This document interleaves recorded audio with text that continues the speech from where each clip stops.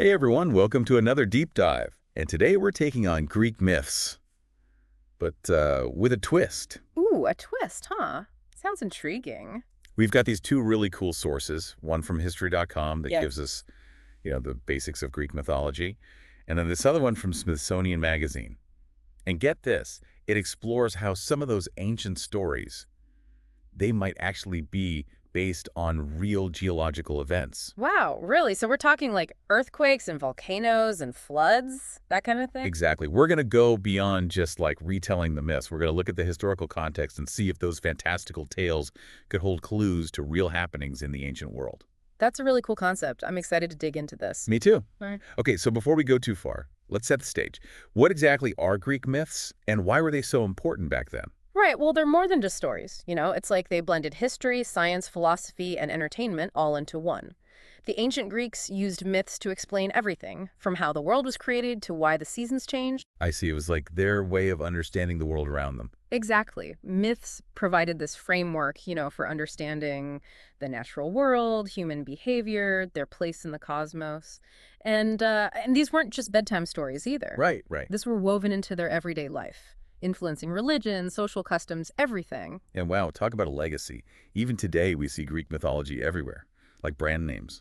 Nike, named after the goddess of victory, or sports teams like the Titans. It's really incredible how these ancient stories still have so much power. They explore these universal themes like love, loss, courage, things that people have always connected with. Absolutely. Yeah. Okay, so we can't talk about Greek mythology without talking about the stars of the show, the Olympian gods and goddesses. We've got Zeus, the king of the gods, up there on Mount Olympus, ruling over the sky and weather, and his wife, Hera, the goddess of marriage. No, Hera. She was known for her, well, let's just say she had a strong personality. Yeah. And then there's Poseidon, god of the sea, always causing trouble with his trident, and Aphrodite, the goddess of love and beauty. Right. Each god and goddess represented something different, like aspects of nature or human behavior or forces that shaped their world. Totally.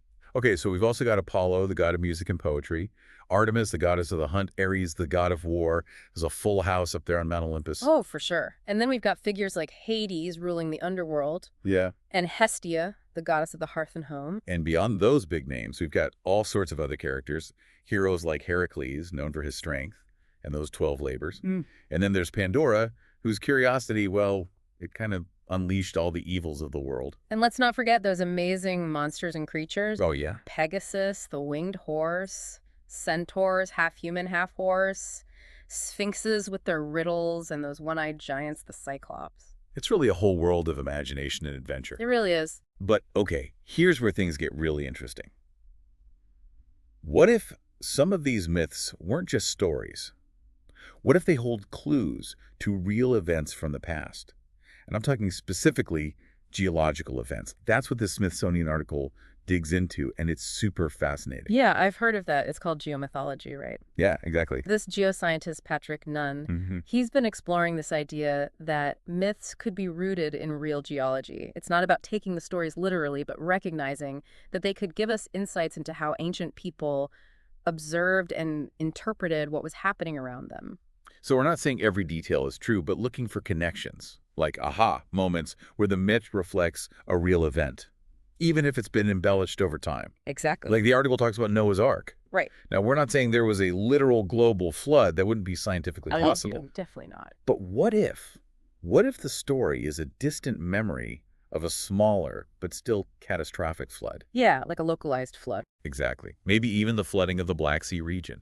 That happened around 5000 BC. Oh, wow, yeah. That would have been devastating for the people who lived there. Exactly. So it's like a game of telephone, right? Right. The story gets passed down and maybe embellished along the way, but that core memory of a dramatic event, it remains. That makes a lot of sense. And the article also talks about the oracle at Delphi. This was a real temple in ancient Greece where a priestess, she was called the Pythia, would deliver prophecies.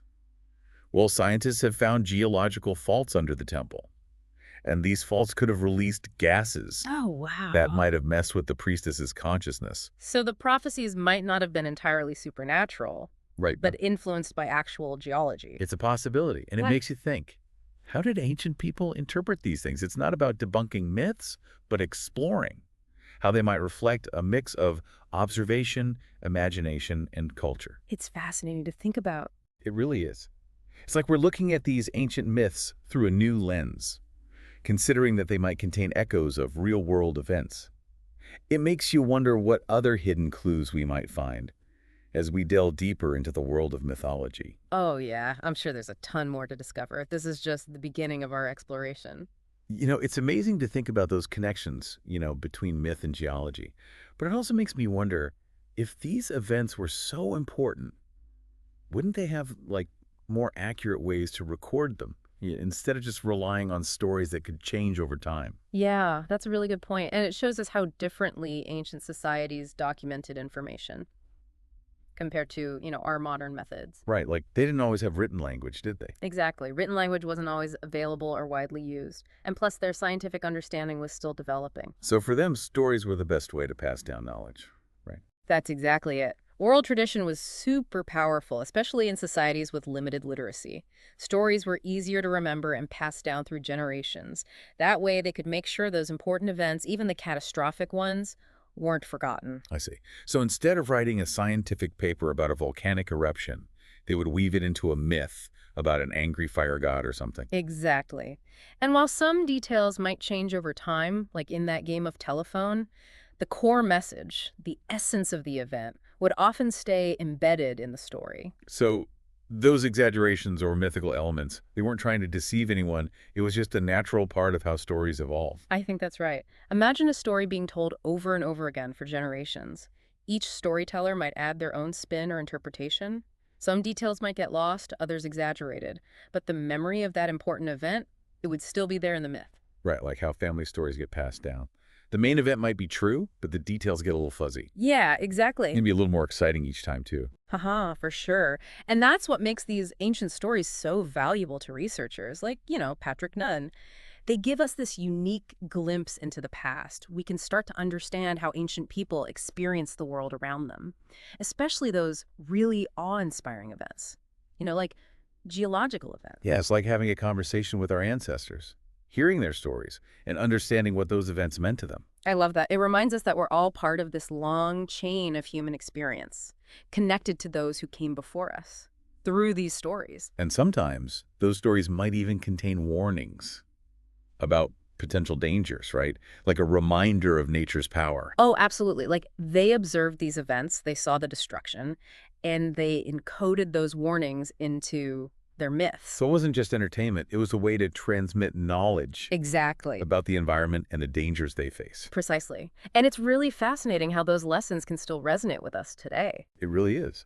Okay, so we've got these myths, potential records of real events, but they're encoded in this language of symbolism and metaphor. How do we even begin to decipher them? Like, how do we separate fact from fiction? That's the big question, isn't it? It's like being a detective, piecing together clues from the past. We need to carefully analyze the myths, consider the historical context, work with experts from different fields, archaeologists, geologists, anthropologists, you name it. So it's not just reading the myth at face value, but digging deeper, looking for patterns, considering different interpretations. Right, and it's an ongoing process, There's still so much we don't know about the past, and these ancient stories might hold the key to unlocking new discoveries. That's pretty exciting. It also makes you think, how did those ancient people react to these events? Did they even have a concept of what was causing them? Well, their understanding would have been based on their beliefs and knowledge at the time. They probably didn't know about plate tectonics or volcanic activity like we do now. So instead of science, they attributed these events to the gods or supernatural forces. Exactly. It was their way of making sense of things they couldn't explain. To find meaning in a world that could be chaotic and unpredictable. Right. It's amazing how these myths help them process those experiences, to cope with the fear and uncertainty. Oh, absolutely. And in a way, maybe those myths, by giving those natural forces a personality, maybe to help them to live in harmony with their environment, to respect its power. I think that's a really insightful point. It shows how these myths weren't just stories. They were reflections of human resilience, ingenuity, our desire to understand the world around us. That's a great way to put it. They're about the human experience. Exactly. Our relationship with nature. Our search for meaning in a world full of wonder and mystery. Beautifully said. So we've talked about global myths, but what about Greek mythology specifically?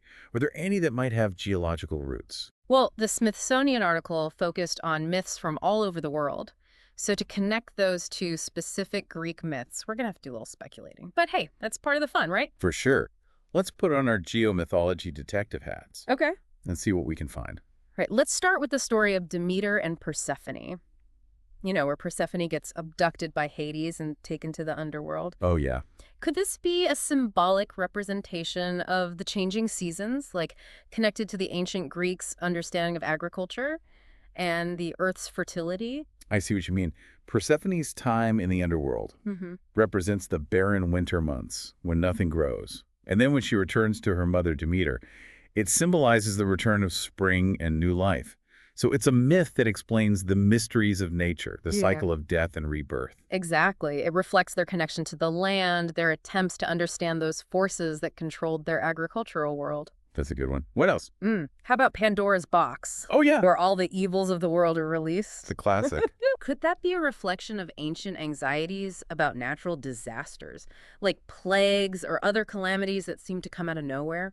Yeah, like imagine experiencing a volcanic eruption Wow. or a huge earthquake with no scientific explanation. Wait, it would have been terrifying. So the myth becomes a way to process that fear and anxiety, Sorry. trying to make sense of the chaos and suffering. Mm-hmm. And what about the Titans?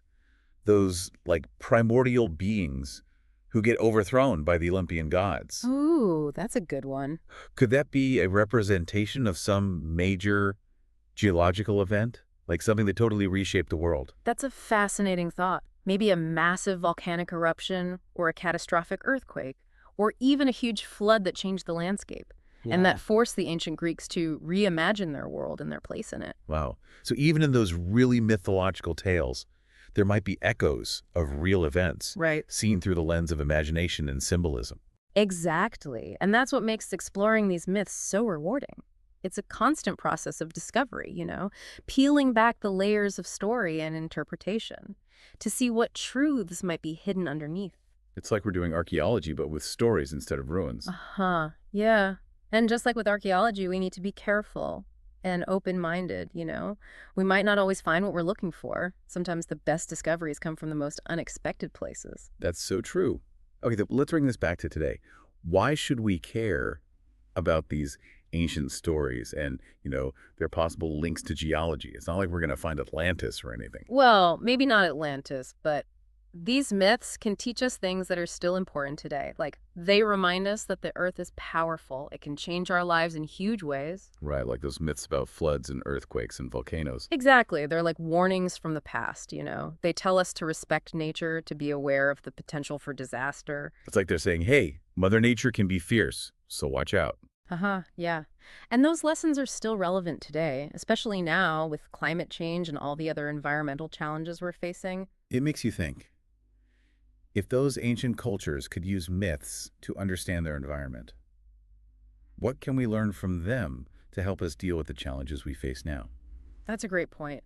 I think it shows just how valuable these myths really are. They remind us that we're all connected, to the earth and to everyone who came before us. And by understanding those connections, by learning from the past, we can be better prepared for the future. It's like those ancient stories are giving us a map, to help us create a better relationship with our planet. That's a great way to put it. It's not about romanticizing the past or ignoring science, but about recognizing that ancient wisdom can sometimes help us understand things in a new way. So by studying myths and figuring out their secrets, we're not just learning about history, we're gaining insights that can help us today. Absolutely. It's a journey of discovery, a quest for knowledge that can really make our lives richer and inspire us to create a better world. That's so true. Well, listeners, it looks like we've reached the end of our deep dive.